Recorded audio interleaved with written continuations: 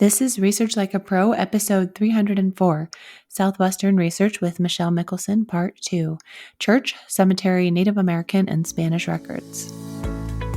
Welcome to Research Like a Pro, a genealogy podcast about taking your research to the next level, hosted by Nicole Dyer and Diana Elder, accredited genealogist professional. Diana and Nicole are the mother-daughter team at FamilyLocket.com and the authors of Research Like a Pro, a genealogist guide. With Robin Worthland, they also co-authored the companion volume, Research Like a Pro with DNA. Join Diana and Nicole as they discuss how to stay organized, make progress in their research, and solve difficult cases. Let's go!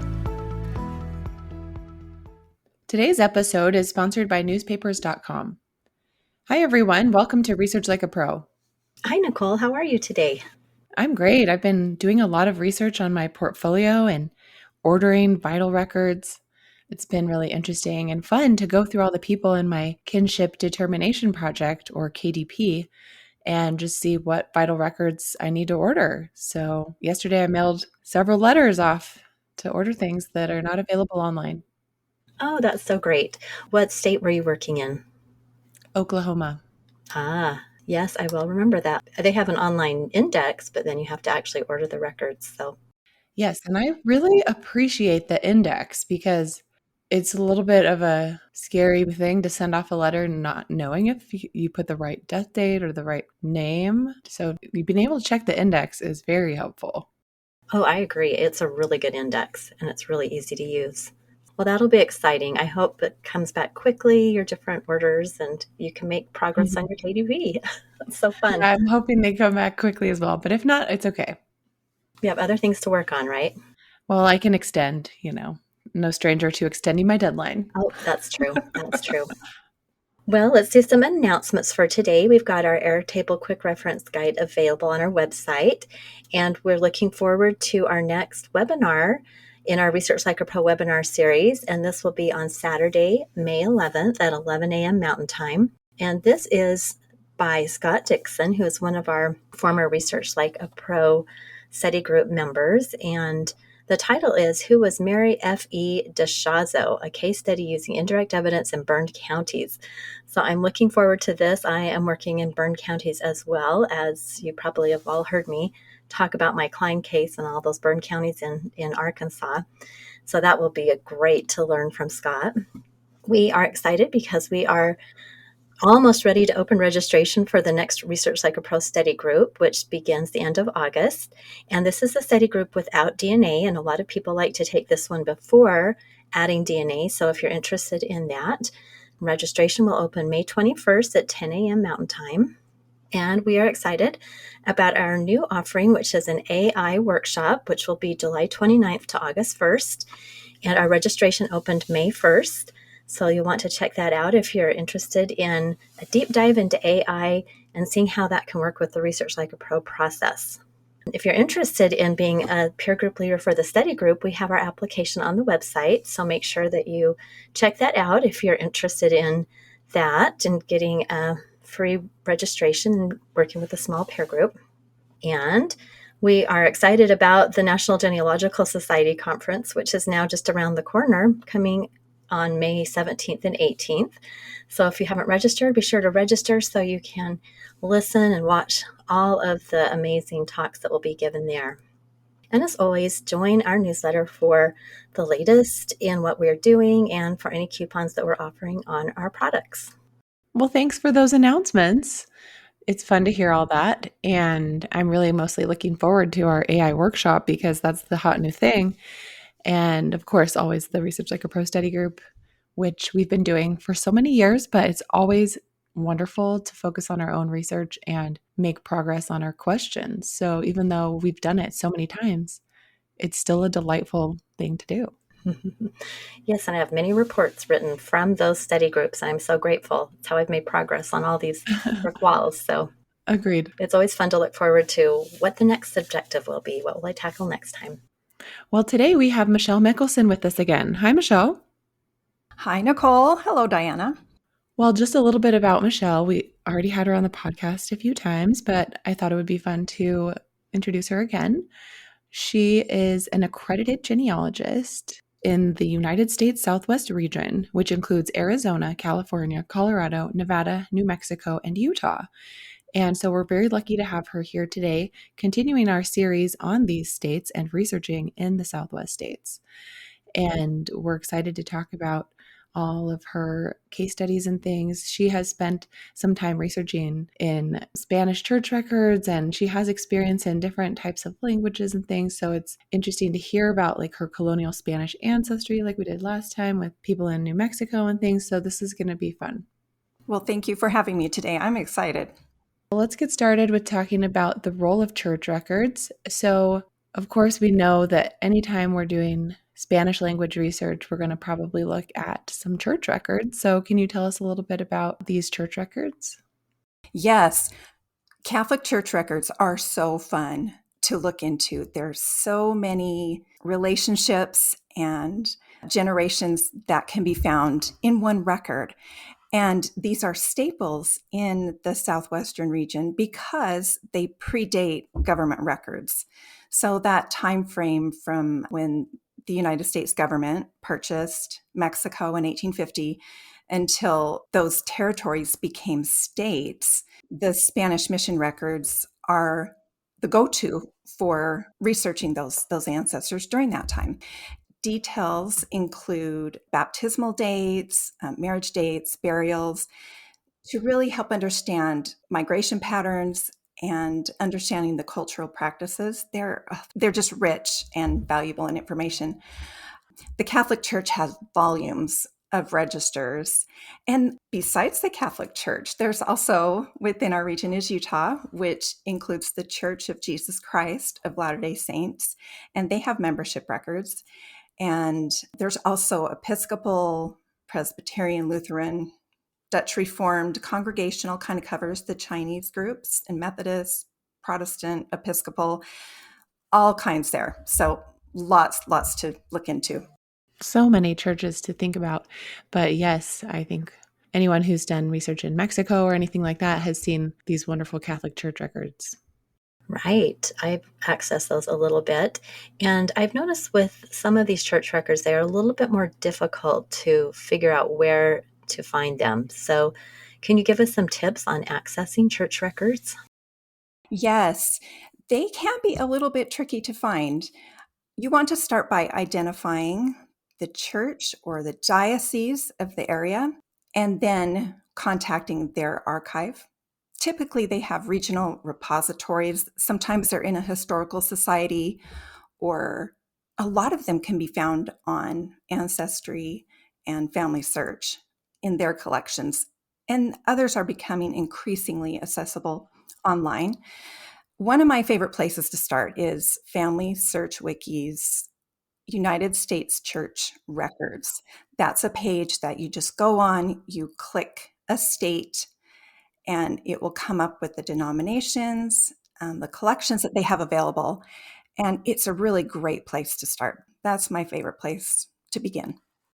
That is such a good tip. I love the wiki, and I think that's exciting that you can go to a clickable map so you can just hone in right away on exactly the state that you're interested in, because the states are all different and the churches are all different. Mm-hmm. Yes, So yes. that's so good to know. I think your tip about contacting the diocese or in the archives is so good because, often beginning researchers will think, oh, if I don't find it in a collection on Ancestry or, an index collection at FamilySearch, maybe there just isn't a church record. But a lot of the time, it's just not online yet, right? Yeah, and I find that most people are happy to help out or to give recommendations or suggestions. I've had really good luck with that. So, Wonderful.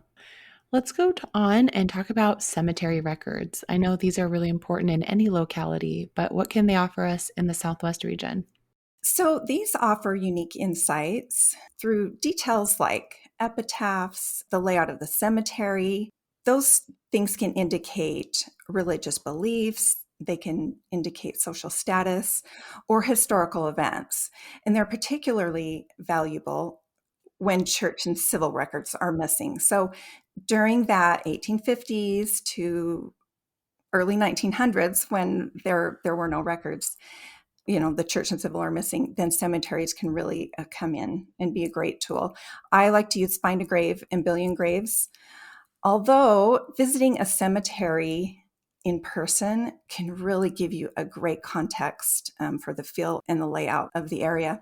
We took a family trip to California, and our experience at a veterans cemetery in San Diego was very sobering. There were fields and fields of just white, symmetrically placed gravestones.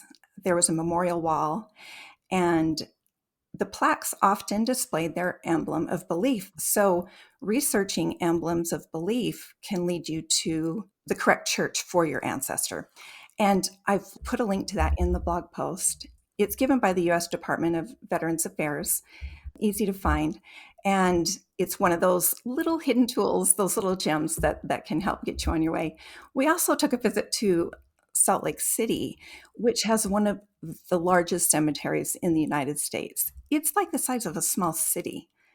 The roads are paved, some of them need some work. But I thought the most interesting thing was that they had names of the streets. I mean, it's huge. And it's a really great place just to get a sense and a feeling. And you can see there's pockets of religious groups even within that area. So fun place to visit. Oh, yes. I love Utah cemeteries, and I've been to a lot. That happens to be where a lot of my more recent ancestors are buried, and my husband's. And I love what you said about them having streets within them. But it's really nice also when there's a map telling you where your ancestors buried or where to look, in different parts. But of course, Find a Grave and Billion Grave can also give us those GPS coordinates, which sometimes we've had to use. Yeah. It's like an address in Salt Lake. It's funny to me that that's how they identify the grave. Is here's the address. Yeah, there's nothing like trekking through a cemetery trying to find that one gravestone that you know is there, but you cannot find it. We've done that so many times. Mm-hmm. And then finally you find it, and it's so exciting. I love this link that you have given with these different emblems of belief, because there's so many different little emblems that can be on a gravestone that will give you so many clues to the ancestors. And before I learned that, I just would say, oh, that's nice, that's a little lamb, and then I would learn what that signified. So that's a great tip. Well, in the Southwest, we have Hispanic and Native American records, and I'm just wondering how different these are, what they are, how you find them, how you use them. I know they've got to have some unique qualities. They are. So the Southwest's Hispanic and Native American heritage is reflected in these church and tribal records. Often you'll find Native American families and individuals in the Catholic Church records. So there was a part where they were trying to teach them how to grow things and educate them. And so there's a lot of interesting cultural aspects there. These are usually stored in regional diocesan archives or government tribal repositories.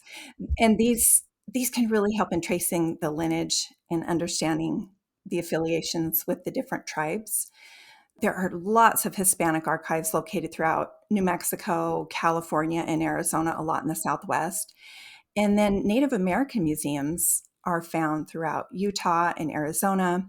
And the national agencies, they also go throughout the United States. So they're definitely far-reaching and not so specific to this area, but they're a good place to start. And one of my favorite libraries is the Sutro Library in California, because it has resources for all 50 states. And so I think I touched on that last time. People coming from the East move to the West. And so that has a lot of information that can connect you from our heritage here in the Southwest and where our ancestors were before they came here. That's so interesting, but that makes sense that these records are going to be in church and tribal records. And I love that we have so many museums and archives that have sprung up that we can go on site to go research more. And I would imagine that most of these don't really have an online offering, but maybe there would be some that have a few things. But generally, do you find that you just need to go in person? There are a few things online. That's a good place to start. So go to the online databases. You want to prepare for these visits. You want to know what records they have, check their catalogs, check their indexes, kind of like we were talking about in the beginning with Nicole's Oklahoma records. They do have finding aids, and these finding aids can really speed up the process. For example, most California missions can be accessed at the Family History Library or an affiliate. You have to be inside the building.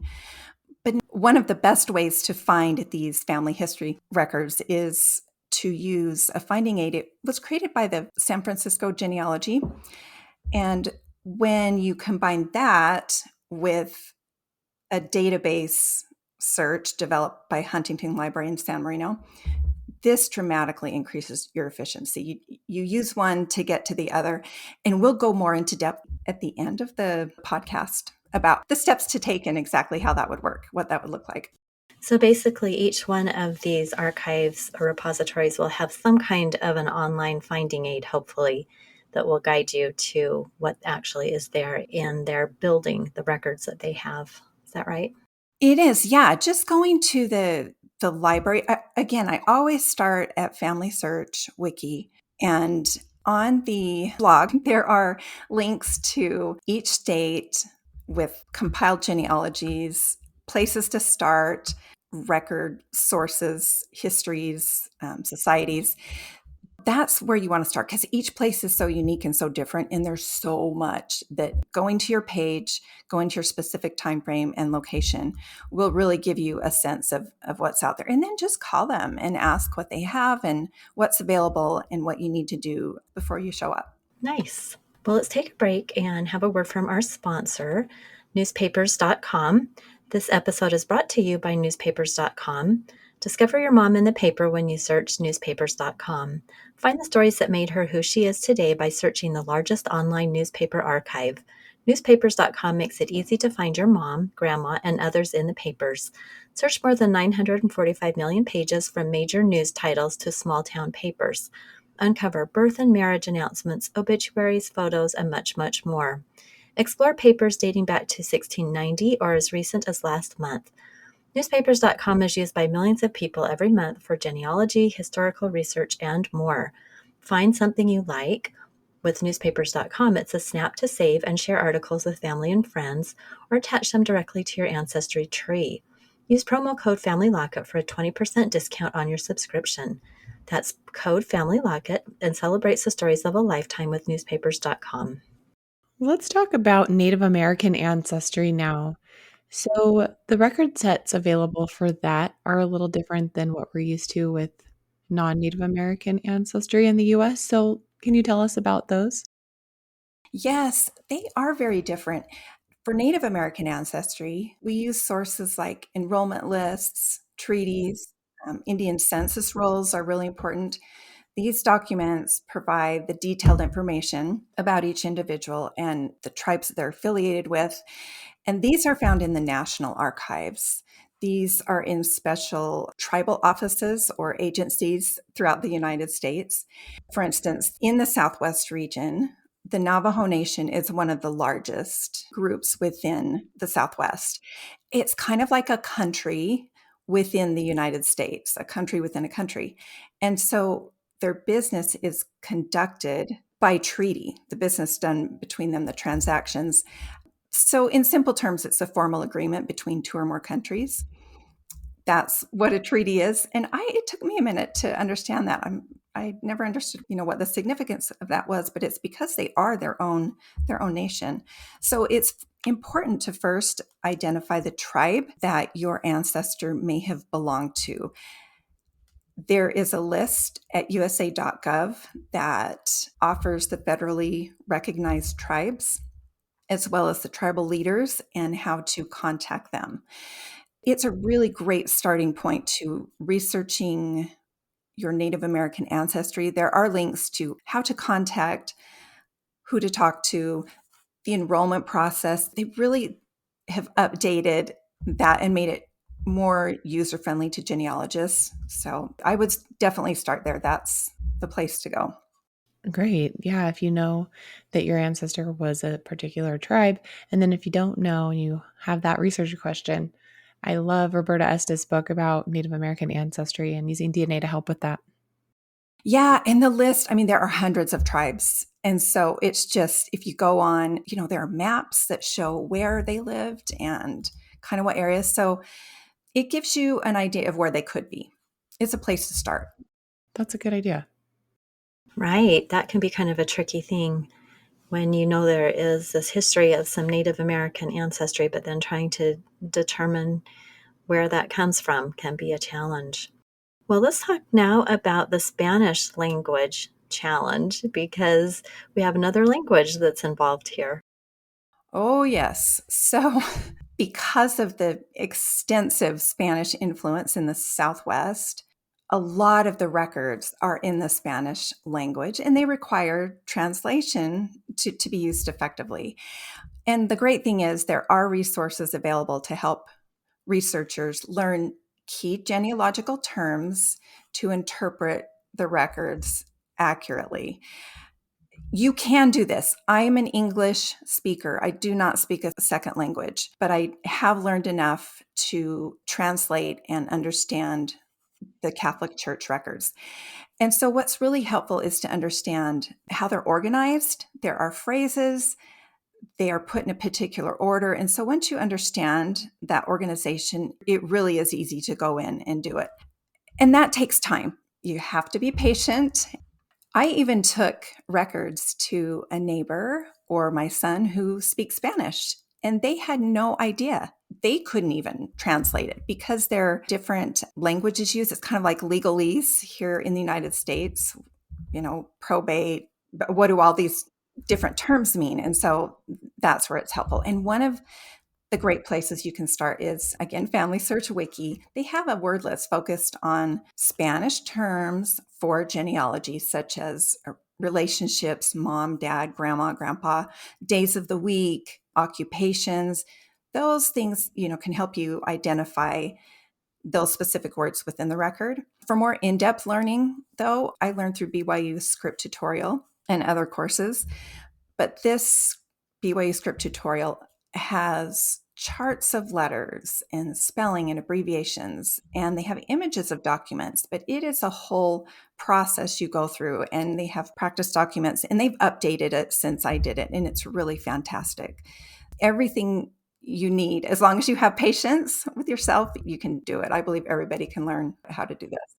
I absolutely agree. I had, this one project that went into Mexico, and I remember looking through the birth records and thinking I had found it. You were looking for those names, and it is a challenge. And my husband speaks some Spanish, and I was having him help me a little bit too. But yeah, it's kind of a fun new thing that you have to learn when you're going to tackle another language. So thanks for giving us that tip on the FamilySearch Wiki and the BYU Script tutorial.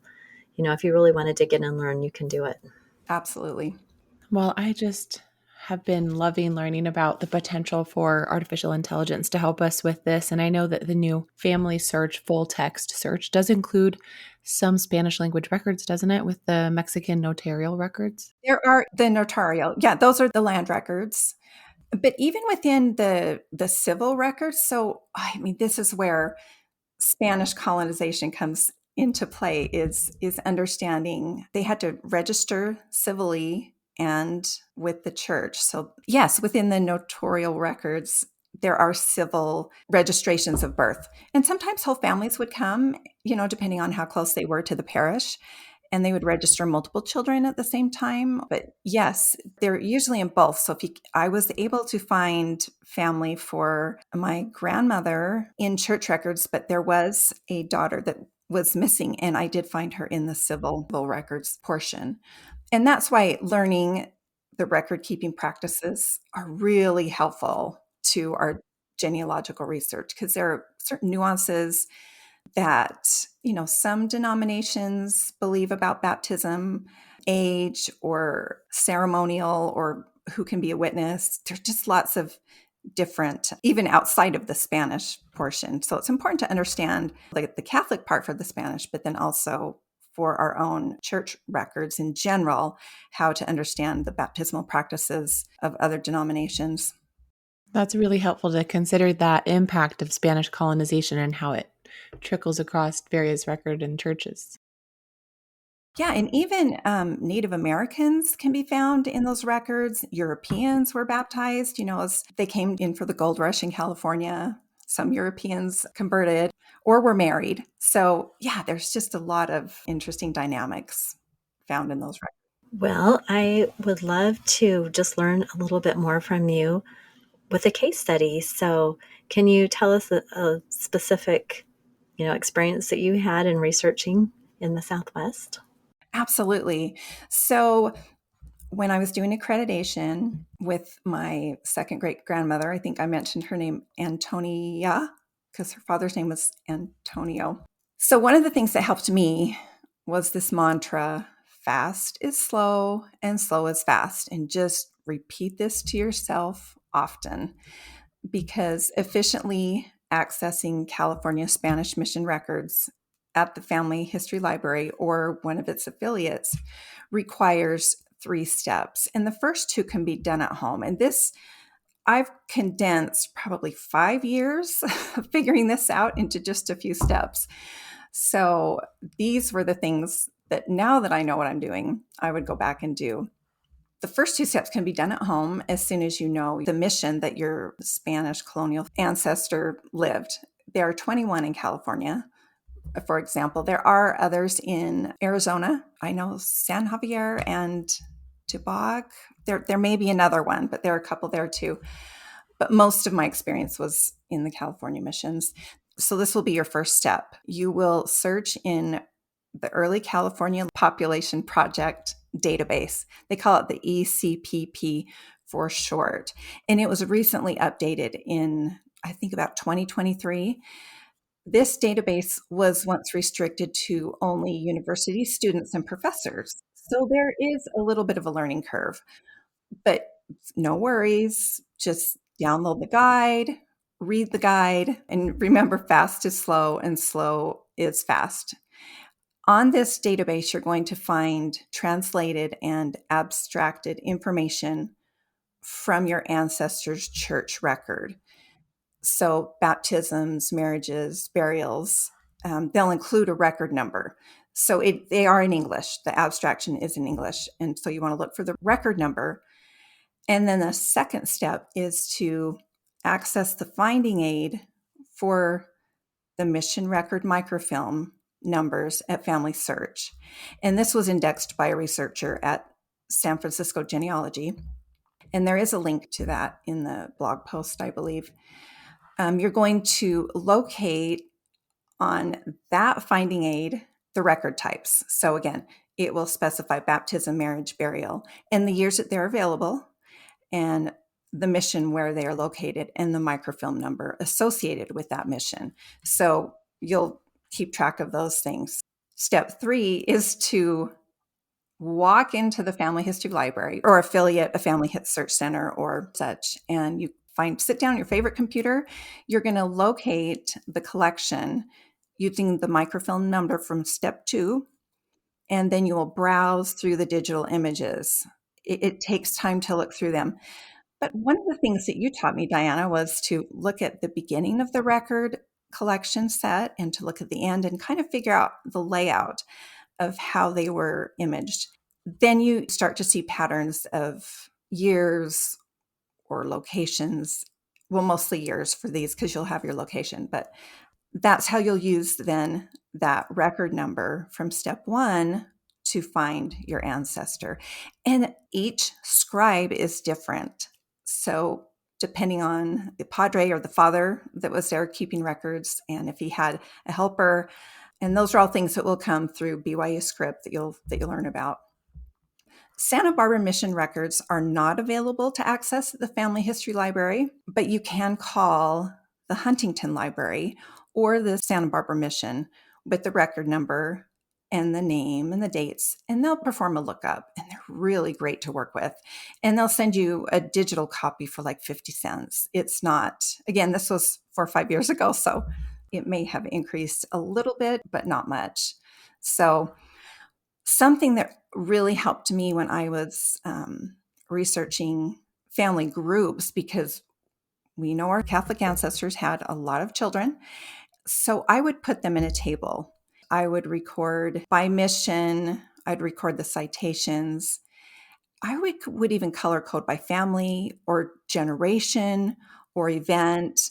But that way you can do a lot of searches all at once, because once you get into one book or one mission, you want to find all the records that you can. So there's so much you can find pretty quickly if you have these. So remember to access the ECPP database, find your mission number, and then go to the Family Search Center and look for that specific number and record it in your research log or your table.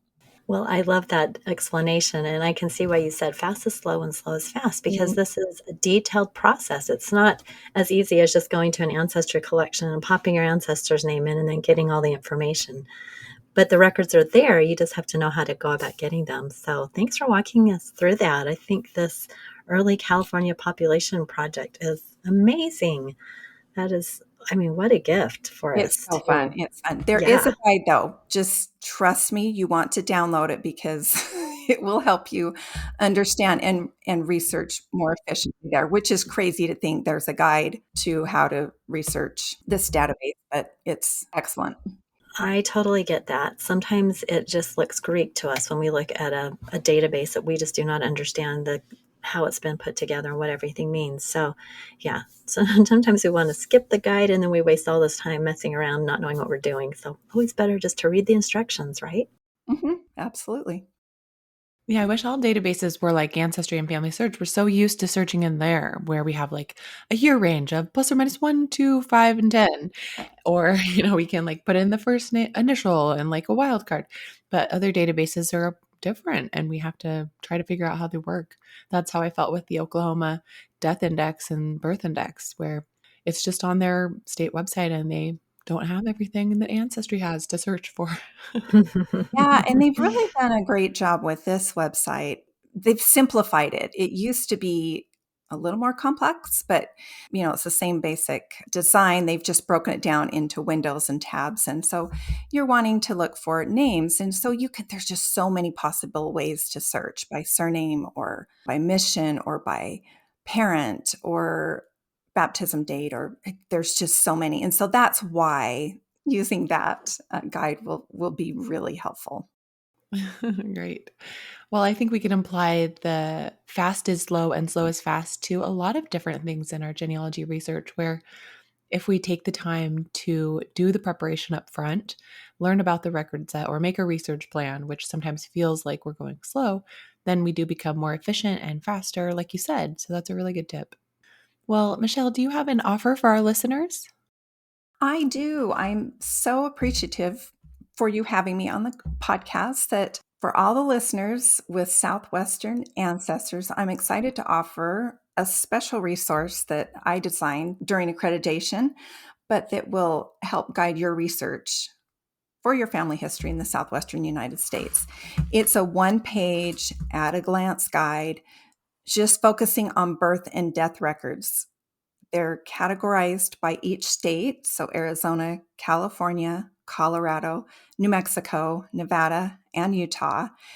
There was a standard already in place for marriages to be recorded at county formation, but there was not a standard for births and deaths. And so that's why I have just those two on here. But this handy guide will provide you with the starting dates for official records in each state, the general compliance years to understand when most records became standardized. There are suggestions for substitute records when the official documents were unavailable. There's also information on the restricted access periods. So 5 of our states have restricted access. And so this will help you navigate those privacy laws. Then there are also just a few practical tips on where and how to obtain these records. So the ones that are available, it's pretty simple to call the health department or call, it gives you just a quick resource to go to order the records when you're ready to find them. There's also a breakdown of what information is typically available by time period, which is so important in the Southwest, knowing what records are available and where to find them, because our boundaries were constantly changing, and sometimes a territory could have been part of Nevada and Colorado, but now it's Utah, or they were always changing. And so this table does it specifically by time period. So deaths before this time or births during this specific period. It's also applicable to anyone doing research anywhere. The same principles apply. And you can download that and use it as a template to put in your own locality guide as part of the Research Like a Pro process. But to download your free copy, just visit my website at mygenealogy.com and sign up with your email. And this will help get you started and give you the confidence to just kind of know where to look and to know what's available. If something's not available, we don't want to spend our time beating our heads against the wall and trying to find something that's not there. So that's why I created this, is to help keep us from getting frustrated and just to focus on what we have to work with. Well, thank you so much, Michelle. So we will put a link to that in the show notes of this episode, and we really appreciate you offering that. That's really awesome. Okay, well, thanks everyone for listening. All right. Thanks, everyone. We'll talk to you next time. Bye-bye. Bye. Thank you for listening. We hope that something you heard today will help you make progress in your research. If you want to learn more, purchase our books, Research Like a Pro and Research Like a Pro with DNA on Amazon.com and other booksellers. You can also register for our online courses or study groups of the same names. Learn more at FamilyLocket.com/services. To share your progress and ask questions, join our private Facebook group by sending us your book receipt or joining our courses. To get updates in your email inbox each Monday, subscribe to our newsletter at FamilyLocket.com/newsletter. Please subscribe, rate, and review our podcast. We read each review and are so thankful for them. We hope you'll start now to research like a pro.